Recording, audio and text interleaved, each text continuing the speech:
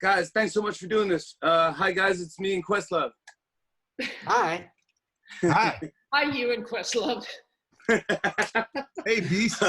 This is super fun. I'm down and I have like a vinyl spot where I listen to records and stuff. So that's where I'm doing this interview from. Adam, where are you at? I'm just sitting outside. You're outside. Can I interrupt you for 1 second? Sure. Is it okay if I interrupt? Adam, pretty much like when we've been doing some publicity for this film we have coming out. And Adam, you're always in your garage, but today. Yeah, I can't be in the garage today. You went for an exterior location. Yeah, I know. I would like to be in the garage, but it's a long story. Oh, you got displaced. Yeah, I'm here. The garage is your comfort space? It really is. That's your It cross. really is. How many records are in your garage right now? What's that? How many records are in your garage right now? None. They're all in store. It's a long it's a long story. Where are you listening to music? How? It's a long story. You without records? We're all stuck at home. Dude, you taught me how to bin shop. Like, you without records. Wow. I have them. I have them. Don't worry. Okay, I was about to say. I have 45s here. Okay, that's good enough. I got a 45. I was thinking this morning about rifling through records at an old dusty record store. Not doing it right now. Yeah. Gloves and a mask. That wouldn't be at the top of the safe list right now, No. but one day. Yeah. What album did you ever pick up? Like, this is like when you were younger, before you were collecting, where it just blew you away and you're like, and you held it and you looked at it. Anyone go first? You mean as a little kid, or like when we were at the point that we were actually kind of like looking And collect records. I think like as a kid. For beats and. Like I say, like not looking for beats. I say probably like 14, something like that. 14.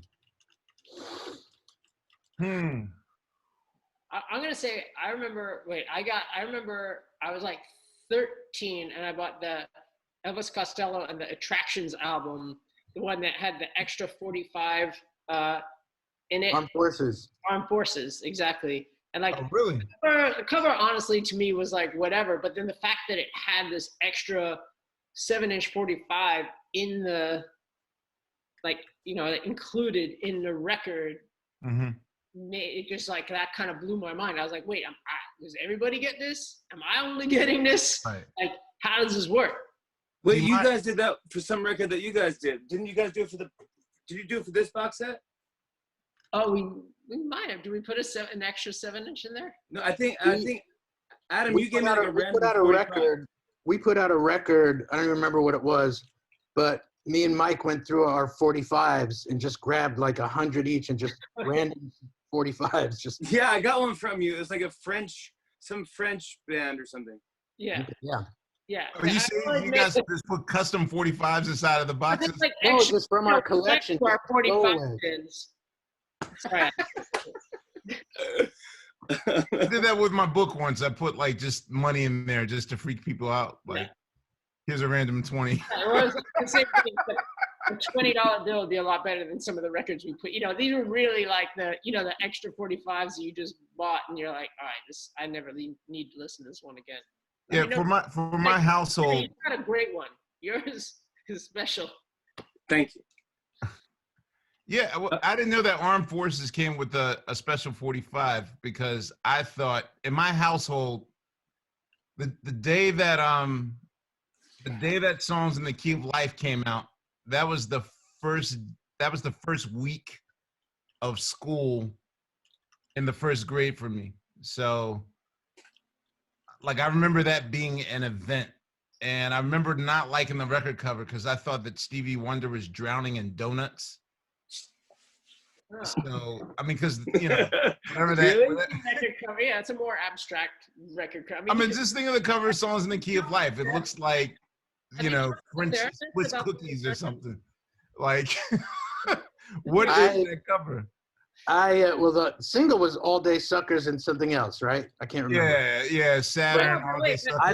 I left that record out. I took it from my brother when I was little and left it on the windowsill, and it warped in half, and he beat the shit out of me. Dude, I used to love when records warped because Well, like- I would watch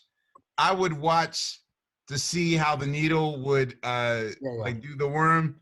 So sometimes I would purposely like leave my dad's records in the sun just to watch the needle like do that. I used It to was love when fun. records warp, man. Okay, and how did your dad feel about that? Next question. Now, We used to take. Hold on. Songs in the Key of Life, didn't that had the extra 7-inch? Didn't it have Yeah. like Sir Duke?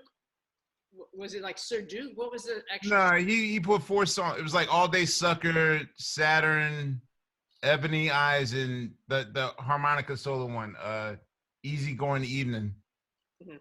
You know, but to me, like that record, that was an event.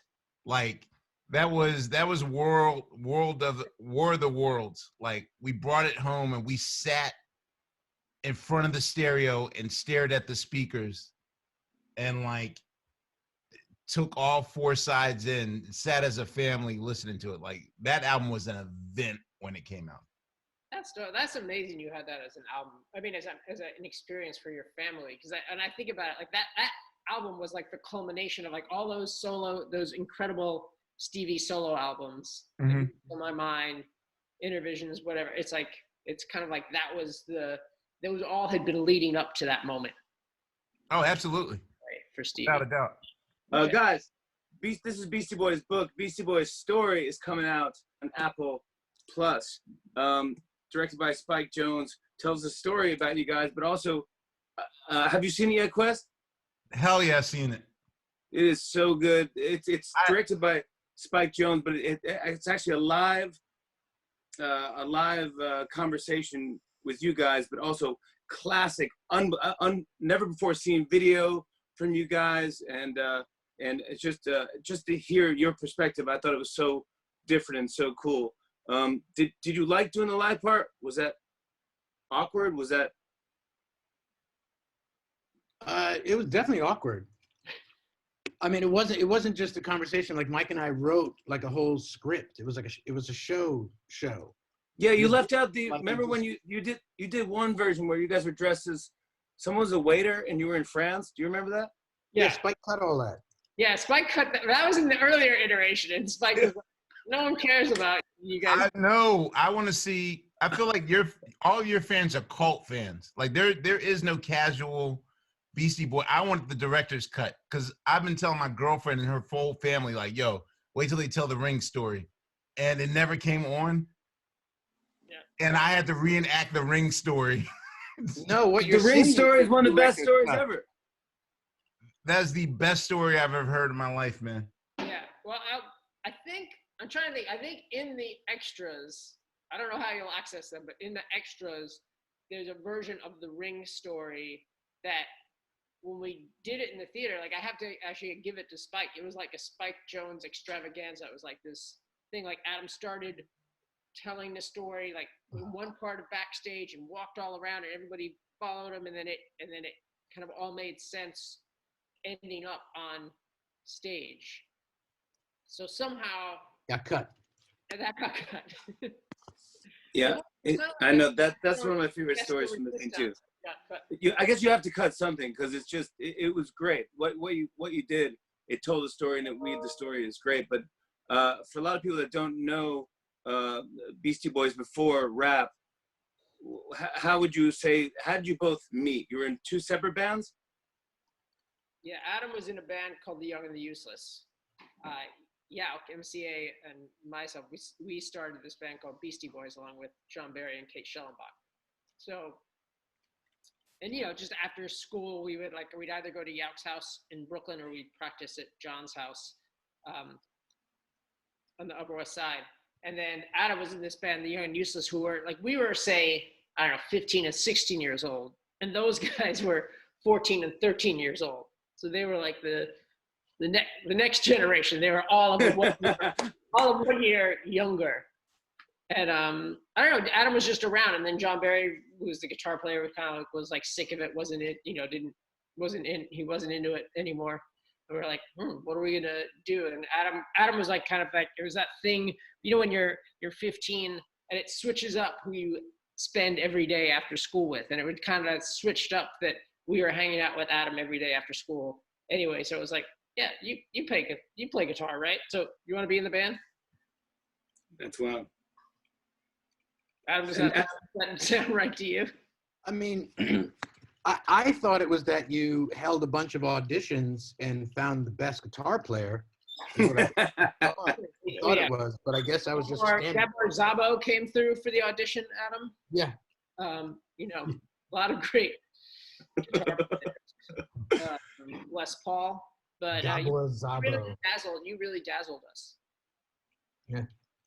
And when did it, like, I mean, you talk about it in the thing, but when did you start getting into hip hop? Well, growing up in New York, you know, it was always around, so we kind of always loved it since it came downtown. Well, for me, at least, once rap got on the radio, I remember my brother and I hearing Rapper's Delight and being like, "What is this?" Yeah. Like I remember Sorry, Mike. me like hearing like what Adam said, like hearing like Rapper's Delight, I guess was probably the first thing that because it would play on radio. You would hear people cruising by, but then also I remember being in school and hearing people play like they had recorded.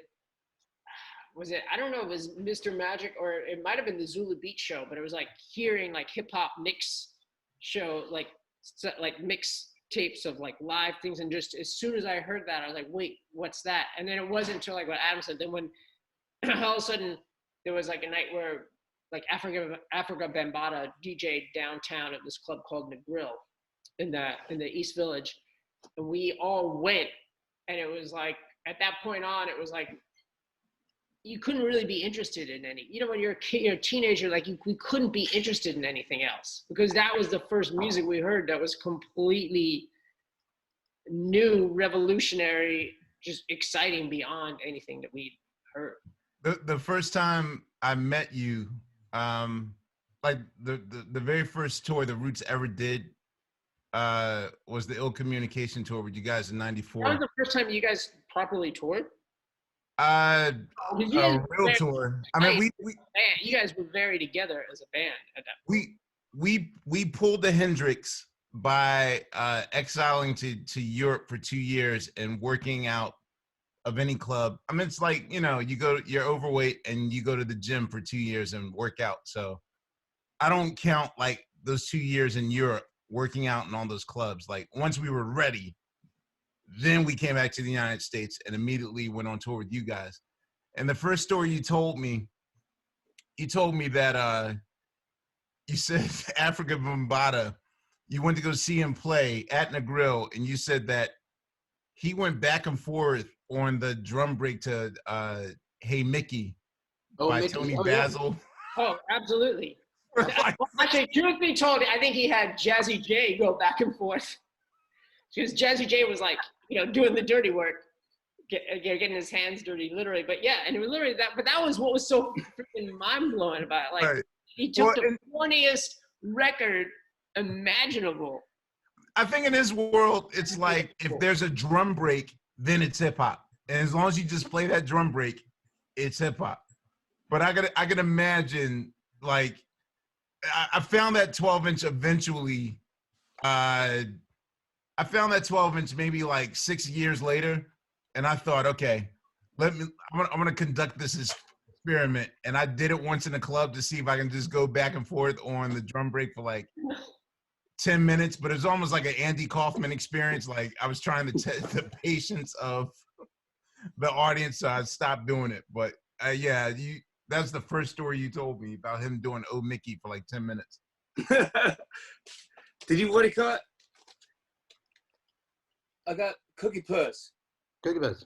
right here. Was that the first time you were heard in clubs? This wasn't on the radio, right? Not really, no. I mean, it was maybe on like college radio, but that was like for us, our experience was more like that was the first. It was like this record we put out. It was a 12-inch, and all of a sudden, like DJs would play it in these clubs that we'd go to, So imagine for us when we're whatever it was, like 17 years old, like that's a big game changer when you're in the club and they're playing your record. Like you can actually talk to girls at that point. Or would you say, that's me, that's me? Actually, we weren't even cool enough or like suave enough to do that, but just, you know what I mean? But at least it just gives you the idea that makes you think you could talk to girls at that point. And this is it says graphics by Shady Rock. Who's that? Oh, that was our old friend Dave Skilkin. Was that Dave Oh. Skilkin? No way. I didn't know that. Logo by Say. How's Say doing? Yeah, I haven't talked to Say. Say Adams? Yeah. Say, He's I was doing saying, okay. you listening to did that? listening to a lot of Bruce Hornsby right now? Absolutely, he has Bruce Hornsby on blast right now. He's No Hornsby slander. I ride for that. Yes. he's working on a book. He's making art and listening to Bruce Hornsby and Kaja Agugu. Hey, question. What wasn't there a story of a travel agency or an airline using the backdrop of Cookie Puss as their commercial or something like that? Yes, Yes, ding, ding, ding. Ding, ding, ding, yes. it's in the book. It's in Beastie Boys' book. If anyone wants to go to online and purchase it, What page, Adam? What page? audio book. Who tells the story in the audiobook? Maybe you I don't do. know who tells the story, but do you guys know that we have an audio book that's really, really, really, really good? I'm obsessed. I'm jealous and obsessed with that book. Like, I thought I was changing the world with my audiobook, like with sound bites and whatnot. And then you It is guys great. took it to the next level. Like my book was Yo Bum Rush the Show, and your book was It Takes a Nation of Millions to Hold Us Back. What was the jam on your Bum Rusher show? There was one. Public Enemy #1, Public Enemy #1's on there. Time Bomb. When you guys did the Grammys, you played Time Bomb. One of my first. Oh, I remember that. You know, I knew y'all were cool when y'all came out to present the Grammy Awards and y'all played Public Enemy out your boombox. We And did. I was like, all right, these guys can do no wrong. I mean, Then Mike was doing the WAP, The which WAP. you just tweeted about doing the WAP, and that dance never really took off. But that was your move. Yeah, Yes, sadly, it's the one dance I can do, and it didn't really take off. Well, I have an no, the instructional WAP took video off. of If it Mike took off doing in the it hood, that I it could- took But off. actually, in New York and Philly, the WAP was big. Yeah, the WAP wasn't national on a TikTok level, but you know, if Urban City kids are doing the WAP, then it's official. So no, you were spot on point doing the WAP at the Grammys. That was a moment. Like my mom and dad were scratching their heads, and I was like, "Yo, they're playing Public Enemy right now." That was an important moment for me. But we had that. I mean, we probably told you this story on tour, but like we had that album on cassette for I don't know. It seems like damn near like a year before it was released, right? Because it was this thing like you know how they had that radio show, and we would go on the radio show like the Spectrum City Sounds show out in Long Island, and that's how Rick Rubin knew about them, Right. and met them and everything, and wanted to put the record out. And first, Chuck didn't even want Rick putting the record out because he like at least how I remember it. I'd be curious to hear what Chuck says, but at the time, I remember Chuck feeling like he felt like he was too old to be a rapper. Yeah, he was like 26 at the time. Oh my gosh. He felt like he was too old. Oh my gosh. Yeah, that was his thing. And then whatever, then they give us, and then I don't know why it took so long, whatever, for it to just get finished and come out. But we had it. We would listen to that thing endlessly on cassette. The first Public Enemy album. It was so good. What is that? That was That the you that was that demo. I begged Chuck to give it to me. Yeah, that's the demo version. Yeah. I can Wow. play 2 seconds of it. I mean, as soon as that blow your head synthesizer comes on, it's so good. Jimmy, do you have a remote control for your record player?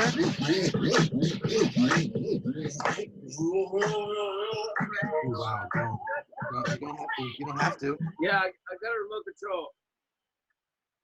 And it I got- really, I got How many everything how on many remote now. records are in your collection, Jimmy, right now? Good ones?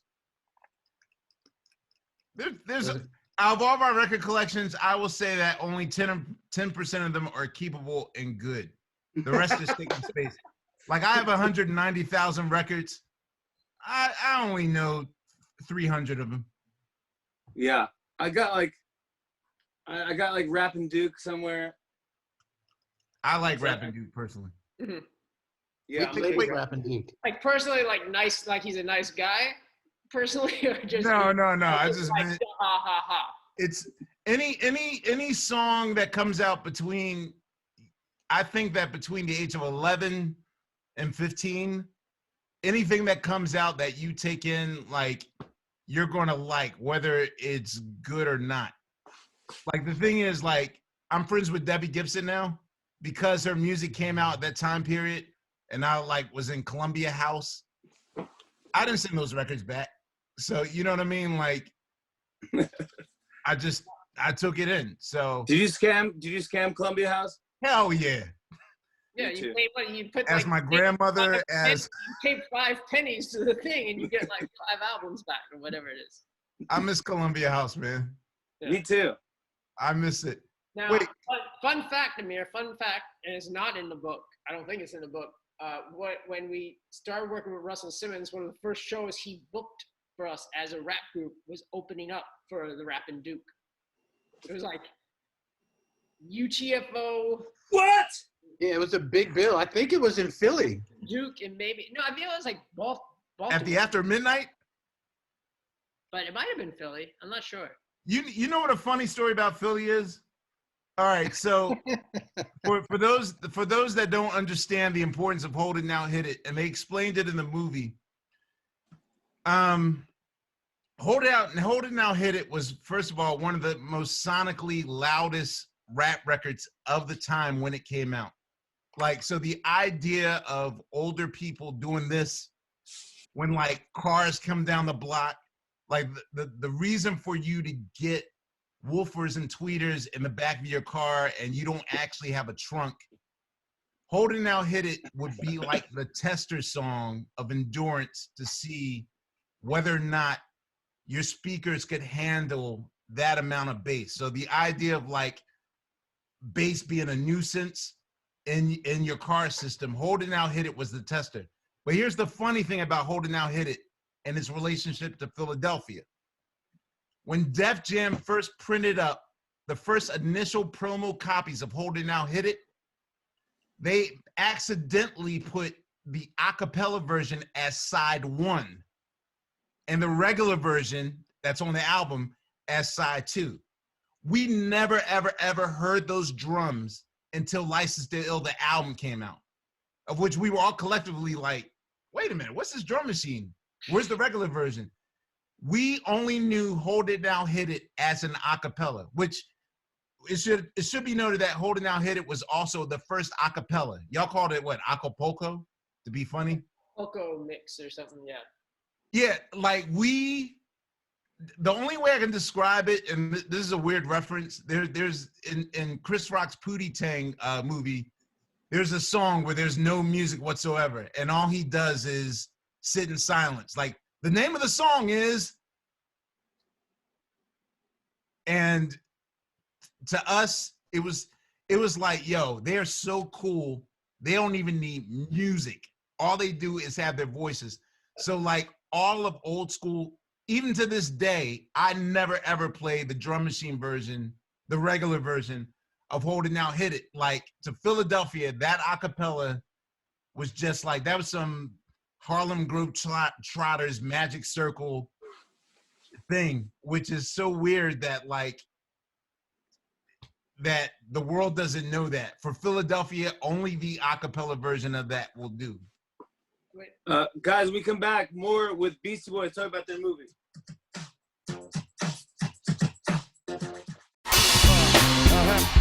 On and on and on.